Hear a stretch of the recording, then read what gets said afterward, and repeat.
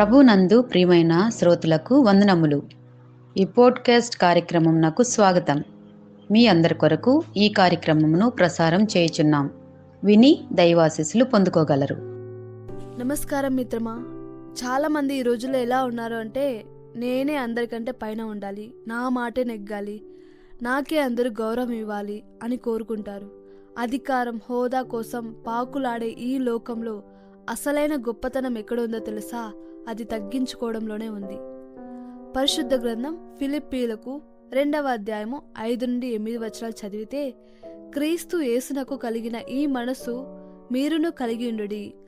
ఆయన దేవుని స్వరూపము కలవాడయుండి దేవునితో సమానంగా ఉండుట విడిచిపెట్టకూడని భాగ్యమని ఎంచుకొనలేదు గాని, మనుషులు పోలికగా పుట్టి దాసుని స్వరూపం ధరించుకొని తన్ను తానే రిక్తునిగా చేసుకొనెను. మీకు కథ చెప్పనా? ఒక గొప్ప చిత్రకారుడు ఉన్నాడు. ఆయన గీసిన చిత్రాలు కోట్లాది రూపాయల విలువ చేస్తాయి. ఒకరోజు ఆయన తన శిష్యులతో కలిసి ఒక మురికి వాడగుండా వెళ్తూ ఉన్నాడు. అక్కడ ఒక చిన్న పిల్లవాడు బురదలో కూర్చొని బొమ్మలు గీయడానికి ప్రయత్నిస్తూ ఉన్నాడు. ఆ గొప్ప చిత్రకారుడు తన ఖరీదైన కోటును పక్కన పెట్టి తన హోదాని మర్చిపోయి ఆ బురదలో ఆ పిల్లాడి పక్కన కూర్చున్నాడు. ఆయన కేవలం అక్కడ కూర్చోవడమే కాదు, ఆ పిల్లాడి మురికి చేతుల్ని తన చేతుల్లోకి తీసుకున్నాడు.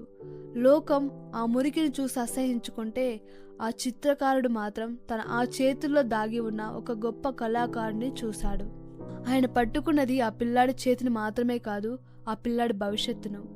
ఆ చిత్రకారుడు తన ఉన్నత స్థాయి నుండి ఆ పిల్లాడి స్థాయికి దిగి రావడం అనేది తన గొప్పతనాన్ని తగ్గించుకోవడం కాదు, ఆ పిల్లాడిని తన స్థాయికి ఎత్తి పట్టుకోవడానికి ఆయన చేసిన ఒక ప్రేమ ప్రయాణం.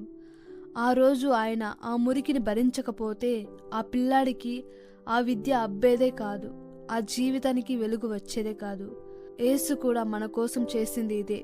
అతని హోదాని వదిలేశాడు. ఆయన పరలోక వైభవాన్ని, సింహాసనాన్ని వదిలిపెట్టి మనలాంటి సామాన్య మనిషిగా పుట్టారు. ఆయన అందరి చేత సేవ చేయించుకోవడానికి రాలేదు, కానీ అందరికీ సేవ చేయడానికి వచ్చారు. చివరకు తన శిష్యుల పాదాలు కడిగి, నేను చేసినట్టే మీరు కూడా చేయండి అని చెప్పారు. ప్రాణం పోయే అంతగా, అంటే శిలువ మరణం పొందే అంతగా ఆయన దేవుని చిత్తానికి లోబడ్డారు. మనలో అహంకారం తల ఎత్తుతున్నప్పుడు ఒకసారి శిలువ వైపు చూడండి. ఆయన అంతగా తగ్గించుకున్నప్పుడు మనం ఎందుకు గర్వపడాలి? ఇంట్లో గాని, సంఘంలో గాని, ఆఫీస్లో గాని తగ్గించుకునే మనసును అలవాటు చేసుకుందాము. నిజమైన నాయకుడు తన అధికారాన్ని ప్రదర్శించడు, తన సేవ ద్వారా ఇతరుల హృదయాల్ని గెలుచుకుంటాడు. ఎదుటి వారిని గౌరవించడం, చిన్నవారికి సహాయం చేయడం ద్వారానే మనం ఉన్నత శిఖరాలకు చేరుతాము. మీరు ఎంతగా తగ్గించుకుంటారో దేవుడు మిమ్మల్ని అంతగా హెచ్చిస్తారు. క్రీస్తు మనసును ధరించుకుందాము.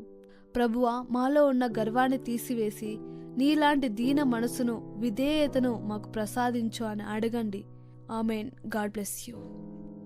ఈ కార్యక్రమమును గూర్చి మీ సలహాలు మరియు మీ ప్రార్థనా అవసరతల కొరకు మమ్మను సంప్రదించవలసిన మా ఫోన్ నంబర్ 9448585039 మరియు ఈమెయిల్ ఐడి info@fibaonline.org.